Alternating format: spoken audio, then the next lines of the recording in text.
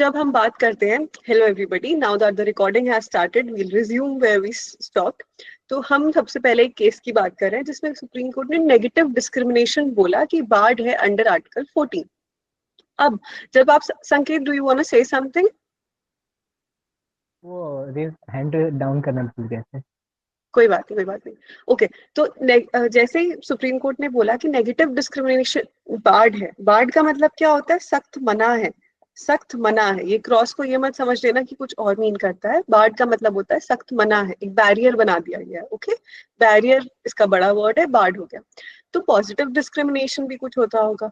आप सब में से कितने सारे लोग होंगे जिन्होंने इंदिरा साहनी केस सुना होगा, इंदिरा साहनी जजमेंट केस सुना होगा, ओबीसीज को लेके आया था। उसमें कोर्ट ने क्या करा था? पॉजिटिव डिस्क्रिमिनेशन करा था। उनने 50% एक लेयर बना दी थी कि इससे ऊपर आप डिस्क्रिमिनेशन, इससे ऊपर आप रिजर्वेशंस नहीं दोगे, 50% तक आप अलाउंस दोगे।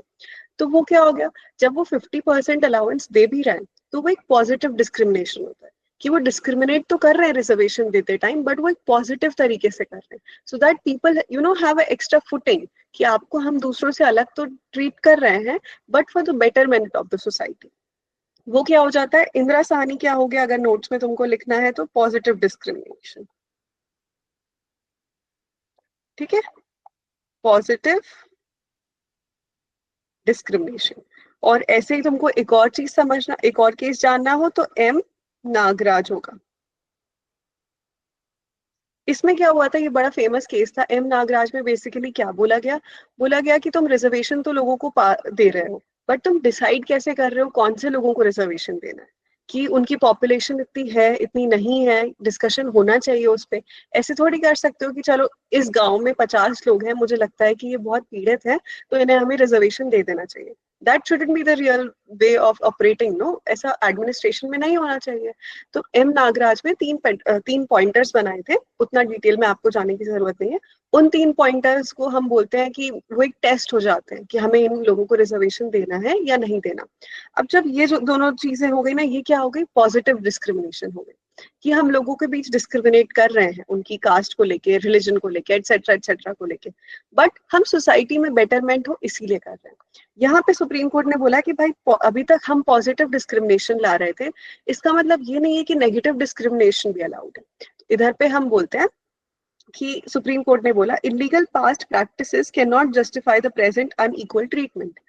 अगर किसी ने एनाहिलेशन ऑफ कास्ट पढ़ी है, जो बी आर अम्बेडकर ने लिखी है, तो तुम लोग जब लॉ स्कूल में आओगे तो समझोगे कि जो SC ST कम्युनिटीज होती हैं, या जो पिछड़ी जाति हम जिन्हें कहते हैं, हरिजन्स होते हैं, दलित्स होते हैं, एक्सेट्रा होते हैं, इन पे बहुत अन्याय हुआ है पुराने समय में।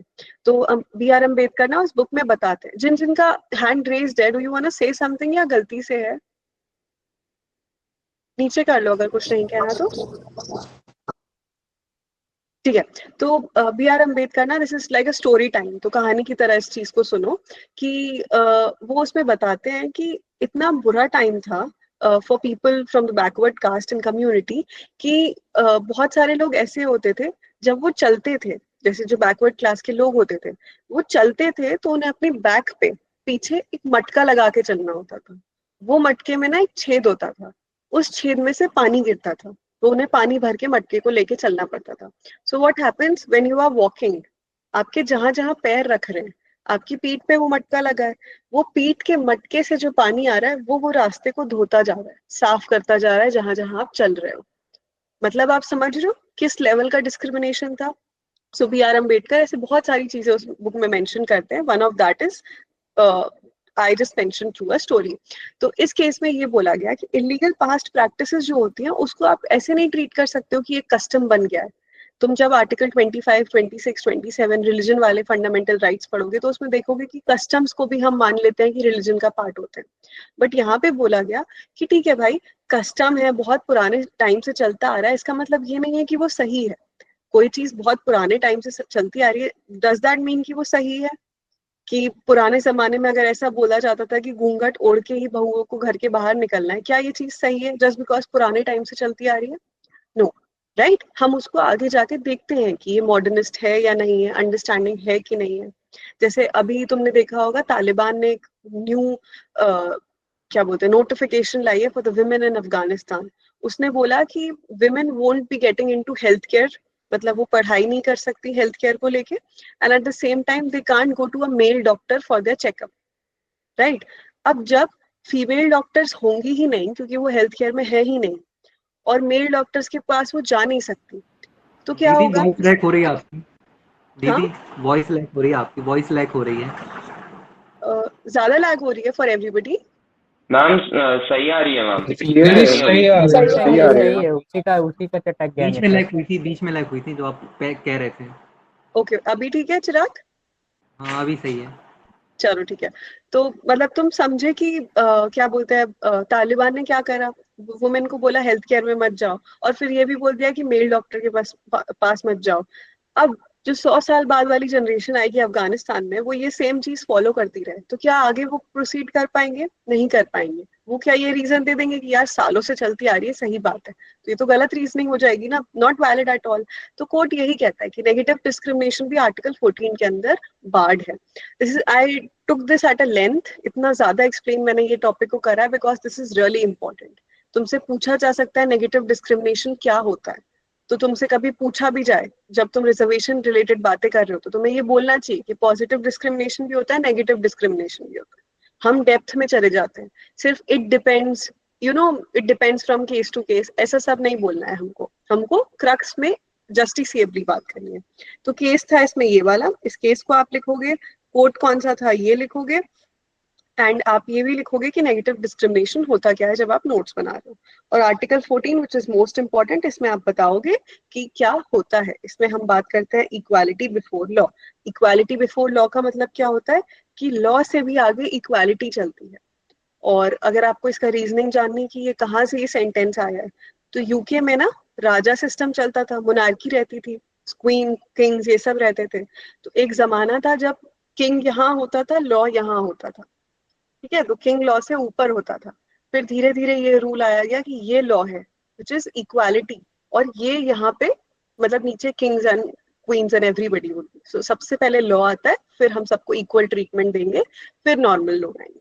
मतलब बेसिक स्टैंड सब समझ गए? So we proceed ahead. इसमें आपको याद रखना है नेगेटिव इक्वालिटी अलाउड नहीं है।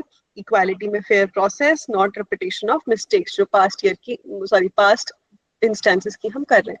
हर्षिता आपको कुछ कहना है क्या? आई थिंक मिस्टेकनली उसका hand raised है. Now we move on to the next case, which is all Indians have only one domicile. क्या तुम में से किसी को NLSIU जाना है? किसको जाना है? ओके, 14, 15, 16, 17, 20, 25, काफी लोगों के हाथ ऊपर होते हुए। ठीक है, तो the beloved NLSIU of yours, अब हैंड रेस कर लीजिए। उसमें कर्नाटका डोमिसाइल करके एक ऑप्शन होता है। When you fill up the form you might know it कि अगर आप कर्नाटका के रेसिडेंट होते हो तो आपको एक एक्स्ट्रा ऑप्शन मिल जाता है, entry into NLS, right. Last time जब मैंने देखा था तब तो था ये, अब मेरे को पता नहीं है कि नहीं, बिकॉज इसके पीछे बहुत लड़ाई करी गई थी। और बहुत सारे NLUs में ऐसा होता है कि अगर आप उधर की रेसिडेंट होते हो तो एक्स्ट्रा एडवांटेज मिल जाता है आपको to enter into that institution. तो ऐसे ही एक केस होता है एक PG मेडिकल सीट के लिए। तो यहाँ पे सुप्रीम कोर्ट बोलता है कि अभी आर्टिकल 15 में जो हम डिस्कस कर रहे थे ना, कितने कितने टाइप के डिस्क्रिमिनेशन अलाउड है, वो नेगेटिव हो गया। फिर हम आर्टिकल 15 में देख रहे थे कि किन किन पैमानों पे डिस्क्रिमिनेशन नहीं अलाउड है, राइट। प्लेस ऑफ बर्थ हो गया, सेक्स हो गया, जेंडर हो गया, एटसेट्रा, ये सब चीजें हो गई। तो कोर्ट ये बोलता है कि जो डोमिसाइल होता है ना, इस पे आप डिस्क्रिमिनेशन नहीं कर सकते, इट्स रॉन्ग। आप डोमिसाइल पे जब डिस्क्रिमिनेशन करोगे तो आप दो टाइप की रेसिडेंटशिप बना दोगे, एक आपकी नेशनैलिटी और एक आपकी रेसिडेंट, मतलब आप कहाँ के रेसिडेंट हो। ये दो टाइप की चीजें हो जाएंगी जब आप, सॉरी क्या बोलते हैं, किसी के डोमिसाइल पे बात करते हो। तो मतलब मैं इसको एक्सप्लेन करूँ तो डोंट ऐसा का ऐसा ही मत लिख लेना, समझना पहले मुझसे कि डोमिसाइल का मतलब क्या होता है। जैसे मैं भोपाल में रहती हूँ, ठीक है, तो भोपाल का रेसिडेंट मैं हो गई, मेरा डोमिसाइल मेरा यहीं का बर्थ होना, कर्म भूमि, जन्मभूमि एटसेट्रा एटसेट्रा, ये सब होना उधर। तो डोमिसाइल मेरा ये हो गया। अब मुझे अगर जाके दिल्ली में एडमिशन लेना है तो दिल्ली बोलेगा कि समझ लो एनएलयू दिल्ली में जाना है, तो एनएलयू दिल्ली बोलेगा आप दिल्ली के नहीं हो, आपका डोमिसाइल भोपाल का है, तो भोपाल के कॉलेज में जाओ। तो क्या दिल्ली ये सही कर रहा है ऐसा बोलने पे? नहीं। सुप्रीम कोर्ट ने बोला आप ऐसा नहीं कर सकते हो। आप इतने बार्स नहीं बना सकते इंसान के ऊपर की नेशनैलिटी इंडियन हो, फिर वापस से आप रेसिडेंशियल स्टेटस देखो उसका कि वो भोपाल से है, दिल्ली से है, ये है, फिर तो हम कहीं के बचेंगे ही नहीं। लोग कहीं चाइना ही नहीं जाएंगे, माइग्रेशन भी नहीं होगा, एजुकेशन कहीं अपग्रेड ही नहीं होगी। तो तन्वी बहल वर्सेस श्रेय गोयल एंड अदर्स, इस केस में ये बोला जाता है कि चंडीगढ़ में क्या होता है, कुछ सीट्स रिजर्व करी जाती है फॉर पीजी स्टूडेंट्स। तो जब तन्वी उधर जाती है उसे बोला जाता है कि आप चंडीगढ़ से नहीं हो, आपको नहीं मिलेगा, क्योंकि आप यहाँ से चंडीगढ़ से बिलोंग नहीं करते हो, सो ये डोमिसाइल आपको नहीं मिल सकता, हमने ये सीट किसी और के लिए रखी है। तो सुप्रीम कोर्ट यहाँ पे बोलता है कि domicile based reservation is unconstitutional. ठीक है, ये अलाउड नहीं है, क्योंकि आप किसके बेसिस पे डिस्क्रिमिनेट कर रहे हो? डोमिसाइल के बेसिस पे। This is completely wrong. तो अब अगर तुम एनएलएस में जाते हो, so you have case number 1, तुम वहां के डीन से, चांसलर से, whosoever is it, you can question that, sir, why do we have domicile status? It should be held unconstitutional. मैंने क्लैट की लीगल अफेयर्स की क्लासेस में पढ़ा है, एक केस आया था, केस का नाम है तन्वी बहल वर्सेस श्रेय गोयल। ठीक है, जब पीजी मेडिकल सीट्स के लिए नहीं हो सकता तो यहाँ के लिए क्यों हो सकता है? ठीक है, so Supreme Court also held that only one domicile exists, and what is that domicile? That is being Indian. India आपका डोमिसाइल होना चाहिए फॉर इंटेग्रिटीज, फॉर अंडरस्टैंडिंग। हमने जरूर, जिसकी हैंड रेज्ड है प्लीज उसको नीचे कर लो। कॉलेज हैव डोमिसाइल, वो फॉर्मेलिटीज एडमिनिस्ट्रेशन वर्क के लिए होता है, तुम्हारा एड्रेस जानने के लिए। बट इवेंचुअली इस केस को हम कोर्ट तक ले गए तो कोर्ट ने बोला ये सही नहीं है, state wise domicile is not constitutionally valid. और पीजी एडमिशन यहाँ पे जैसे मेडिकल सीट की बात हो रही थी, तो कोर्ट ने बोला कि सिर्फ नीट के मेरिट पे जाओ, डोमिसाइल वोमिसाइल का स्टेटस का फालतूपना नहीं लाना है हमको, सिर्फ बच्चों की मेरिट और उनकी कितनी नॉलेज है उस चीज पे हम उनको जज करेंगे। फिर यहाँ पे ये भी बोला गया, residence based reservation in PG medical courses violate article 14 of the constitution. Article 14 हमने क्या पढ़ा? Equality before law. तो इक्वालिटी सबसे पहले क्या आना चाहिए? सबको इक्वल स्टेटस मिलना चाहिए। तो जो बच्चे अच्छे मार्क्स ला रहे हैं उनको थोड़ा ऊपर फुटिंग मिल जाएगी और वो एंटर कर जाएंगे। और यहाँ पे तुम एक फन फैक्ट पढ़ सकते हो, one nation one domicile, nation is India, domicile is Indian nationality. Okay, now we move on to the next case, which is right to appeal is a fundamental right under article 21. article 21 कितने लोगों को पता है क्या होता है? रट जाना चाहिए तुमको, नींद में भी कोई उठाए, so you should know what it is. Okay, a lot of you know article 21 and what it is. So right to appeal fundamental right है article 21 में। ये held करा गया case Mahesh Singh Banjara versus state of Madhya Pradesh में। ठीक है, अब इसको अगर याद करना हो, एक मतलब मे बी मेरा तरीका ये होता है याद करने का, you can put your hands down now. Mahesh Singh Banjara, तो ये बंजारे की तरह घूम रहे थे, फिर इनको लगा कि ये बात सही नहीं है तो इन्हें अपील कर दी Supreme Court. This is how I remember cases. Okay, I make a story like format, but please इस पे फुली डिपेंडेंट मत होना, क्योंकि मेरे साथ एग्जाम में जनरली क्या होता है, like when you enter your law school ना, कभी कभी केसेस की खिचड़ी बन जाती है एक एक एग्जाम में, लाइक हिंदू लॉ, मुस्लिम लॉ, ऐसे सब एग्जाम्स जो होते हैं, इन सब केसेस में ऐसे मोमेंट्स आए where I have had to remember almost 60 to 70 case laws. तो तुम सिर्फ कहानी बना के नहीं जा सकते, ठीक है, बट क्लैट में तुम थोड़ा बहुत ऐसे कर सकते हो कि महेश सिंह बंजारा था, बंजारा था, बंजारा हो गया, बंजारा होते होते वो अपील तक पहुंच गया सुप्रीम कोर्ट के पास। ठीक है, ये तुमने एक एनालॉजी बना ली, पर एग्जाम में कभी कभी क्या होता है, तुमको सिर्फ बंजारा याद रहता है कि घूम गया, वो कहाँ घूम गया? अपील करने गया, हाई कोर्ट में चला गया, डिस्ट्रिक्ट कोर्ट में चला गया, कहाँ गया? अपील तो डिस्ट्रिक्ट कोर्ट में होती भी नहीं यार, कहाँ गया इधर उधर, दिमाग खराब हो जाता है। So just make sure you keep revising that. Okay? तो अब जब तुम right to appeal is fundamental right fact को पढ़ोगे, तो अपील का मतलब क्या होता है, कोई मेरे को बताना चाहेगा? Anybody who has good enough knowledge to make me understand what do you mean by appeal? Shrishti, would you want to try?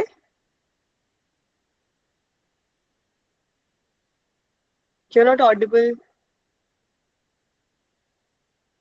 No? Okay, you don't want to try? ठीक है, Jatin is closer to it. So appeal का मतलब ना, इस word को हम फिर से इंग्लिश लैंग्वेज के वोकैबुलरी के थ्रू समझेंगे. इसमें एक वर्ड आ रहा है पील. ठीक है, this word also sounds like the word plead. Does it sound like that word plead? Plea मतलब, प्ली का मतलब होता है हम कोर्ट के पास जाते हैं कि हमारी ये रिक्वेस्ट है, सुन लो. अब कोर्ट ने हमारे खिलाफ वो जजमेंट दे दिया होता है. तुम्हारे खिलाफ तुम्हारे मम्मी पापा ने जजमेंट दे दिया कि नहीं, तुमको नहीं मिलेगी ये चीज. तो क्या तुम दादा दादी के पास जाते हो थोड़ी सी और गुहार लगाने की? अभी तो ये हायर कोर्ट बचा हुआ है, यहाँ जा सकते हैं हम. जा सकते हो ना. तो वो हायर कोर्ट जो होता है ना, जो तुम्हारी अपील सुन सकता है. अभी तक तुम सिर्फ अपनी प्ली लगा रहे थे, अब कहाँ जाओगे तुम? अपील पे जाओगे. वो हायर कोर्ट जो होता है ना, वहां पे तुम अपील लगा सकते हो. सो अपील कम्स आफ्टर प्लीडिंग. जहां तुम्हारी प्लीडिंग हो जाती है उसके बाद अपील आती है. सो अपील हम कहाँ करेंगे? डिस्ट्रिक्ट कोर्ट में करेंगे क्या? नहीं, ये सिर्फ हायर कोर्ट्स में करेंगे, which is high court and your supreme court. पर अपील हमारी फंडामेंटल राइट अभी तक नहीं थी. ये ना एक स्टैट्यूटरी राइट होती है. मतलब बहुत केसेस में तुम तो अपील फाइल करते ही हो थ्रू रिट पिटिशंस और एसएलपीस और एटसेट्रा. बट बहुत केसेस में क्या होता है, अपील कोर्ट डिसाइड करता है कि हाँ, इसमें अपील अलाउ करेंगे या नहीं करेंगे. जैसे दादा दादी, जैसे तुम तारक मेहता का उल्टा चश्मा अगर देख के बड़े हुए हो, तो टप्पू की बात अगर जेठालाल नहीं मानता था तो वो क्या करता था? सीधे अपने दादाजी से बोलता था. दादाजी क्या हो गए? अब एपेलेट कोर्ट हो गए. यहीं से वर्ड निकलता है एपेलेट कोर्ट. मतलब ऐसा कोर्ट जिसमें हम अपील कर सकते हैं, which is your high court also and your supreme court as well. इसको प्लीज आर्टिकल ढूंढ के मेरे को कौन बताएगा? होमवर्क हो जाएगा ये तुम्हारा, कि कौन सा आर्टिकल एपेलेट कोर्ट के बारे में बात करता है. एपेलेट जूरिसडिक्शन भी होता है. ठीक है, ये सब तुम पढ़ के आओगे. ये this is your homework. So right to appeal अभी तक फंडामेंटल राइट नहीं था. कोर्ट कहता था कि हमारी मर्जी, अगर हमने बोल दिया कि हाँ अब तुम ये चीज अपील में डाल सकते हो तो हम अलाउ करेंगे. बट ये case which is Mahesh Singh Banjara versus state of Madhya Pradesh, इसमें इतना बंजारा, इतना बन, जस्ट क्या स्विच ऑफ योर माइक. दीदी तुम्हारा माइक ऑफ.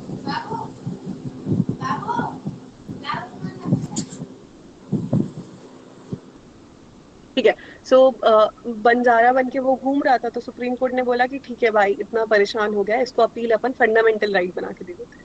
अभी तक अपील क्या थी? एक स्टैट्यूटरी राइट थी.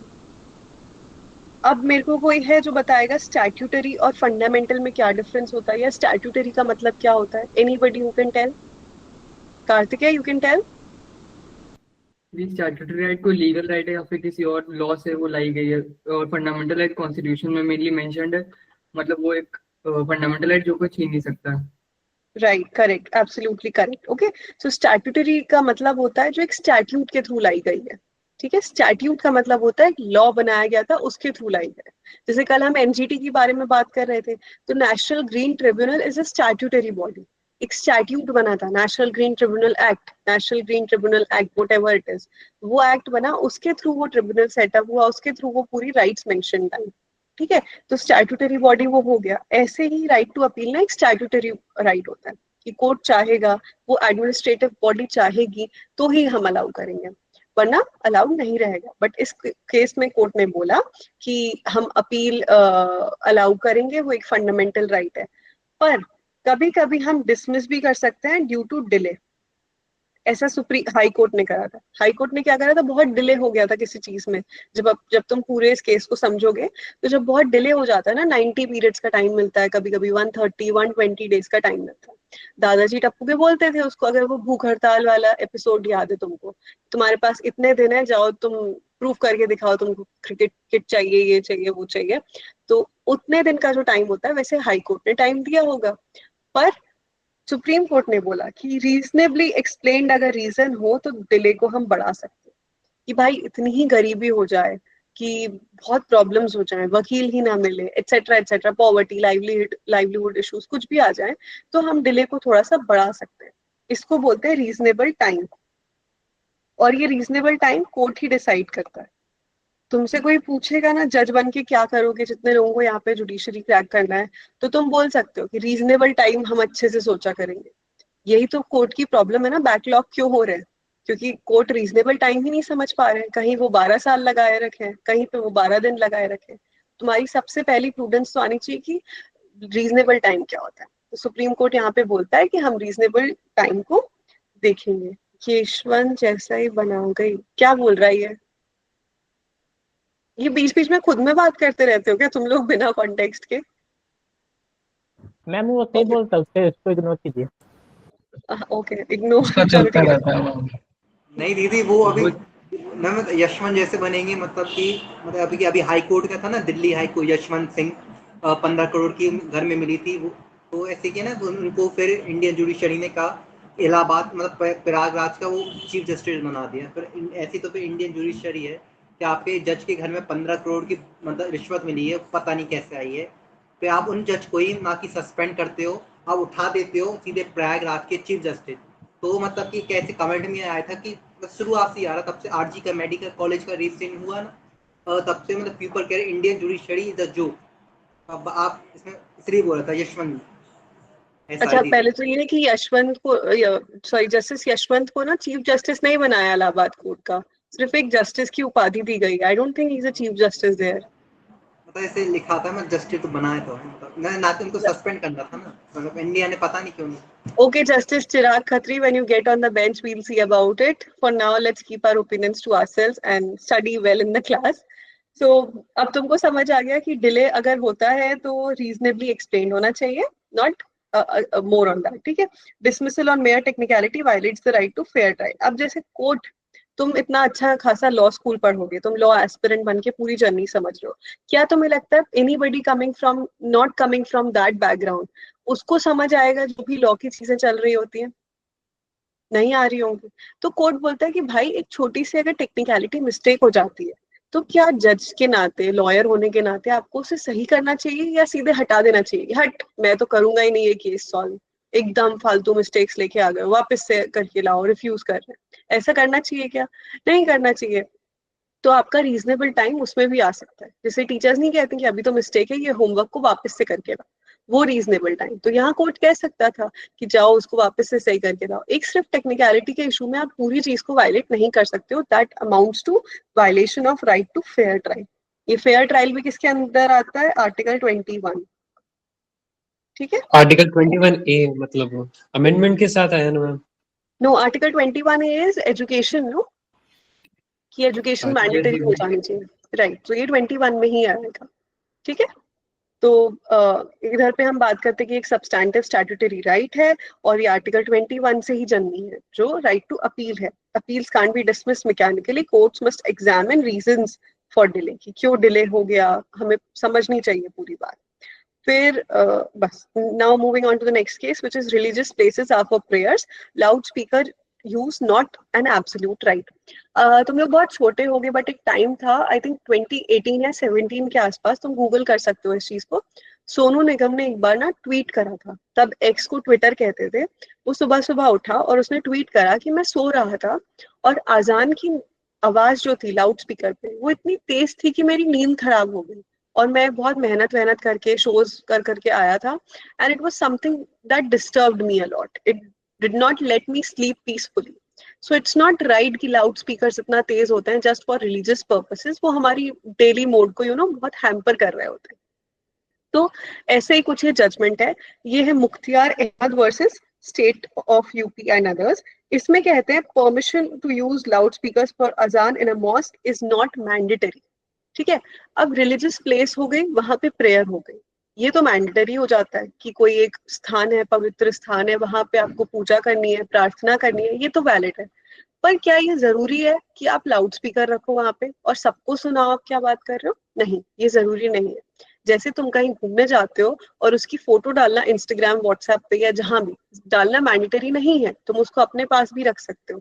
ऐसे ही लाउड स्पीकर पे अपना भजन को सुनाना, अपनी बात को सुनाना जरूरी नहीं है। Is a judgment of a different high court applicable? No, it's not applicable. इसीलिए तो सुप्रीम कोर्ट है ना। मध्य प्रदेश हाई कोर्ट में जो कहा वो जरूरी नहीं है गुजरात हाई कोर्ट पे भी लागू करेगा, राइट? तो बट सुप्रीम कोर्ट में जो कहा वो सब कोर्ट्स पे लागू करेगा, क्योंकि स्टेट्स अपने अपने अकॉर्डिंग भी कभी कभी जजमेंट्स दे रहे होते हैं उनकी पब्लिक को देख के। जो गुजरात अपने बारे में सोच रहा होगा जरूरी नहीं है वो मध्य प्रदेश या फिर केरला अपने बारे में सोच रहा होगा, इसीलिए वो डिस्क्रिशन रहता है। But supreme court India as a whole के बारे में जो सोच रहा होता है वो मैटर करता है। ठीक है, सो यहाँ पे इलाहाबाद हाई कोर्ट कहता है कि आपको प्रैक्टिस करना है आप करो, but you should not disturb public piece. तो जो चल रहा है जैसे मॉस्क में, it is not essential that you know you can create nuisance with that music, you can create music nuisance with that sound। तो यहाँ पे बोलते हैं कि using loudspeakers often causes public nuisance and disturbs communal harmony, thus it is not a fundamental right and the petition was dismissed to maintain peace and reduce noise pollution। अब इसमें हमको क्या याद रखना है कि आर्टिकल 25 जो होता है वो गारंटी करता है freedom of religion, but subject to ये सबसे बड़ी चीज है, public order, health and morality. तो ये मोरालिटी में भी फॉल करेगा और पब्लिक ऑर्डर में भी फॉल करेगा। ठीक है, कि तुम अपनी पूजा पाठ किसी भी तरीके से कर सकते हो, पर तब तक जब तक किसी का पब्लिक ऑर्डर, हेल्थ या मोरालिटी को डिस्टर्ब नहीं कर रहा होता। ठीक है, now we move ahead. Appointment of 2 advocates as Delhi high court जजेस। तो तुम यहाँ पे पावर देख सकते हो, जो अभी अभी तुमने एक नोटिफिकेशन देखी होगी कि तुम लॉ स्कूल के बाद तुमको 3 साल मिनिमम प्रैक्टिस करनी है लिटिगेशन की, तभी तुम जुडिशरी में बैठ पाओगे, एग्जाम दे पाओगे। तो उसका सिल्वर लाइनिंग ये देख सकते हो कि एडवोकेट बनने के बाद भी लोग दिल्ली हाई कोर्ट में जज बन सकते हैं, जस्टिस बन सकते हैं। So that is how the system works. And if you want to know my personal opinion, I really think that it is necessary for lawyers to be lawyers, be in the field, to understand law कैसे work करता है। Just clearing an exam wouldn't qualify you as a good judge, right? वो ground reality जब तुम internships करोगे ना, तुम देखोगे कि जो भाग भाग के district court, high court, supreme court में हम चीजें करते हैं वो हमको ज्यादा knowledgeable बनाती है, राइट? तो उसकी प्रैक्टिस होगी तो तुम अच्छे जज बन पाओगे, बेहतर व्यक्ति बन पाओगे, बेहतर लॉयर बन पाओगे। तो वो कौन लोग हैं? अजय दिग्पॉल है एंड हरीश वैद्यनाथन शंकर है। इनको दिल्ली हाई कोर्ट में अपॉइंट करा गया एज जजेस, दे वर एडवोकेट्स बिफोर। बस इसमें इतना ही पढ़ना है। फिर हम बात करेंगे कि CGI and 7 रिटायरमेंट्स इन 2025। हम ये जनवरी की न्यूज पढ़ रहे हैं तो ऑब्वियसली बहुत सारे लोग इसमें से रिटायर हो चुके हैं। ये 7 लोग हैं जिनको अभी तक रिटायर होना है ये साल में। तो उसमें से ये है, ये है, ये है, ये है, ये है, ये है, ये है। ये हमारे चीफ जस्टिस थे, ही रिटायर्ड रिसेंटली। ये हमारे करंट चीफ जस्टिस हैं, इसमें से ये रिटायर हो चुके हैं, ये रिटायर, इनका टाइम आ गया है। जस्टिस बेला त्रिवेदी का एंड सुधांशु धूलिया का भी, and BR Gavai would be soon getting retired in 23rd November. So anybody who can tell me what is the most famous thing about Justice BR Gavai being appointed as Chief Justice of India? Only Buddhist. First Buddhist, second CGI Dalit. of India. ठीक है, second दलित किसी ने बोला तो article first 370 second दलित। First दलित कौन है? Ramakrishna Are you sure? Bhushan Ramakrishna Gavai. चलो ठीक है, इसको ढूंढ के लाना। ओके, जहां तुम्हारी कंफ्यूजन मेरे को दिखेगी वो होमवर्क बन जाएगा। You have to be very sure about it. ठीक है, कि बोलोगे तो एकदम डंके की चोट पे बोला yes this is the correct answer. We move ahead. You can see scheduled caste community. Now we move to reservations to transgender person. एक एक्ट आया था, if you might know, Transgenders Protection Act करके आया था। इसमें लिखा नहीं है, 2019 के अराउंड आया था, 2019 में। अब उसमें क्या हुआ था, बताया गया था कि अगर आप खुद को ट्रांसजेंडर आइडेंटिफाई करते हो तो आपको एक पर्टिकुलर इंसान के पास जाना पड़ेगा, वहां से आपको सर्टिफिकेशन मिलेगा कि हाँ आप ट्रांसजेंडर हो, तभी आपको बेनिफिट्स मिलेंगे ट्रांसजेंडर होने के। अब वो सर्टिफिकेशन आपको कब मिलेगा वो भी उस इंसान के ऊपर डिपेंड करता है कि वो देना चाहता है, वो सेटिस्फाइड है या नहीं, तो ही आपको वो सर्टिफिकेशन मिलेगा। मेरा क्वेश्चन एज लॉ एस्पिरेंट्स तुमसे ये आता है, I am a law student, I know the answer, but as law aspirants what do you mean by this word